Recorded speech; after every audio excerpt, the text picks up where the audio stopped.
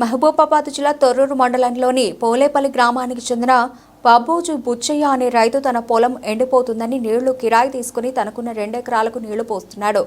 సుమారు 10,000 రూపాయలు ఖర్చు చేసి పైపు తీసుకొచ్చి 2 కిలోమీటర్ల మేర పైపు వేసి బోరు కిరాయి 8,000 రూపాయలు ఇచ్చి నీళ్లు కిరాయికి తీసుకుంటున్నానని ఆవేదన వ్యక్తం చేసిన రైతు, కాలువ నీళ్లు మాకు రావట్లేదు, కాలువ నీళ్లు వస్తే నా పంట చేతికి వస్తుందని అనుకున్నాను, కానీ ఇప్పుడు కనీసం పెట్టుబడి కూడా వచ్చే పరిస్థితి లేదని వాపోయిన రైతు, కాంగ్రెస్ పాలన వల్ల మేము ఆత్మహత్య చేసుకునే పరిస్థితి వచ్చిందని ఆందోళన వ్యక్తం చేస్తున్నాడు. పోలేపల్లి తొర్రూరు మండలం మహబూబాబాద్ జిల్లా. నేను 1 కిలోమీటర్ పైప్ వేసిన, మన రబ్బరి పైప్ వేసిన, పరాయి బోరు నీళ్ళు కిరా తీసుకున్నా, ఆయన ఒక 8,000 ఇస్తాడు చేసిన. నీళ్ళు రాకనే మాకు చెరువు పోయింది.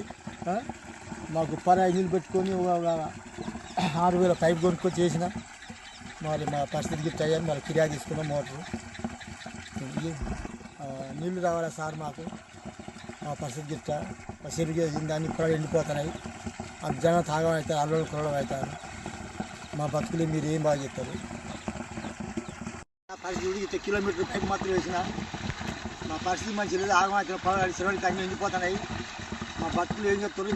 మీ దయ అమ్మ, మా పొలాలు ఆగమైపోతున్నాయి, మా పంటలను ఖరాబ్ అవుతున్నాయి. నేను బట్టి అంత ఓపిక లేదు మా కాడ. నేను అసలే సత్యకోపు ఏం లేదమ్మా. రైటా?